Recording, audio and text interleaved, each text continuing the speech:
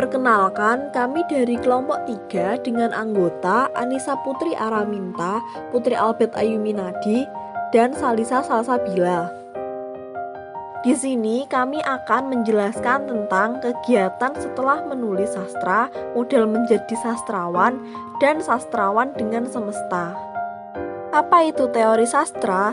Teori sastra adalah bentuk sistem konsep yang mengklasifikasikan, menjelaskan, dan menggeneralisasikan tentang apa yang disebut karya sastra. Perkenalkan, nama saya Salisa Salsabila. Di sini saya akan menjelaskan tentang kegiatan setelah menulis sastra. Yang pertama ada merevisi. Kegiatan yang biasanya dilakukan sastrawan setelah menulis karya sastra adalah merevisi. Revisi bisa dalam bentuk mengetik kembali tulisannya yang berupa tulisan tangan. Menurut Dharma, pada waktu mengetik, sastrawan ada yang sulit menghindari untuk tidak mengubah-ubah, mempertentangkan, dan memperkelahikan apa yang sudah ditulis sendiri. Revisi bisa juga dalam bentuk mengubah tulisan yang sudah jadi. Yang kedua, melakukan perenungan. Perenungan yang dilakukan sastrawan bertujuan untuk memeriksa kembali karyanya, melihat kembali bagaimana proses penulisannya, melihat hubungan karyanya dengan karya sastra dan bacaan lain, serta melihat hubungan karyanya dengan pengalaman-pengalamannya. Yang ketiga, akan menulis lagi ataukah berhenti menulis. Setelah menulis karya sastra, seorang sastrawan bisa mengambil keputusan apakah ia akan menulis karya sastra lagi ataukah ia berhenti untuk menulis. Beberapa sastrawan justru berpindah profesi setelah sebelumnya dikenal sebagai seorang sastrawan. Perkenalkan, nama saya Putri Albert Ayuminadi. Saya akan menjelaskan tentang modal menjadi sastrawan. Menurut Syafi'i, kemampuan yang harus dimiliki seorang penulis adalah 1. Bakat, meskipun tidak mutlak. 2. Bekerja keras. 3. Keberanian moral untuk jujur dan bertanggung jawab terhadap kebenaran. 4. Keyakinan tentang apa yang perlu ditulis adalah benar dan perlu. 5. Dapat memandang sesuatu secara proporsional. 6. Dapat berpikir logis. 7. Bertanggung jawab terhadap apa yang dikemukakan. 8. Dapat mengkritik diri sendiri. 9. Peka terhadap apa yang terjadi di masyarakat. Menurut Hayes, ada 2 unsur utama dari model menulis. Yang pertama, lingkungan, yang terdiri atas lingkungan sosial dan psikologis. Kedua, individu, yang terdiri atas motivasi atau sikap, proses kognitif, memori kerja, dan memori jangka panjang. Menurut Budi Dharma, sebelum menulis, pengarang yang baik harus mempunyai imajinasi, kepekaan, otak, insting, persepsi kepengarangan, jujur, kreatif, intuisi, bakat, pekerja keras, intelektual dan hidup baik, ajak, pecinta sastra, serta mempunyai daya serap.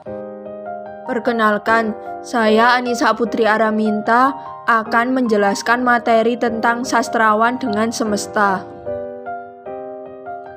Hubungan sastrawan dengan semesta. Sastrawan akan menyampaikan apa yang berhasil diindra, ditanggapi, diingat, dan difantasikannya melalui bahasa. Keempat hal tersebut disampaikan melalui bahasa dengan segala perangkatnya. Bahasa adalah wadah objektif dari timbunan makna dan pengalaman yang besar. 3 cara sastrawan memperlakukan kenyataan dengan dunia. Karya sastra tidak bisa lepas dari klasifikasi ruang persepsi manusia terhadap sistem ekologi atas 9 tingkat dari Halley atau Wahab 1995. Being, Cosmos, Energy, Substance, Terrestrial, Object, Living, Animate, and Human. Hierarki persepsi manusia terhadap ruang dimulai dari manusia sendiri, karena manusia merupakan lingkungan terdekatnya. Ini merupakan tingkat human atau manusia. Tingkat di atasnya secara berturut-turut adalah animate atau makhluk bernyawa, living atau kehidupan, objek atau objek, misalnya mineral, terrestrial atau misalnya gunung, sungai, substance atau gas, energi atau misalnya cahaya, api, kosmos atau kosmos, misalnya matahari, bulan, bumi, being atau keadaan, kebenaran atau kasih. Ada 3 cara sastrawan memperlakukan kenyataan dengan dunia, yaitu manipulatif, artifisial, interpretatif. Kenyataan yang diindra sastrawan dijadikan bahan karya sastranya dengan cara dimanipulasi. Kenyataan yang dijadikan bahan karya sastranya juga dibuat-buat atau artifisial. Selain itu, kenyataan yang ada telah diinterpretasikan terlebih dahulu berdasarkan pandangan diri sastrawan itu sebelum dijadikan karya sastra. Perlu diketahui, konsep hubungan sastrawan dengan semesta berhubungan dengan pemikiran seni oleh para ilmuwan. Menurut Plato, seni merupakan kenyataan dan mendekati metode mimetik, peneladanan atau pembayangan atau peniruan. Seni atau termasuk di dalamnya seni sastra hanya dapat meniru dan membayangkan hal-hal yang ada dalam kenyataan yang terlihat.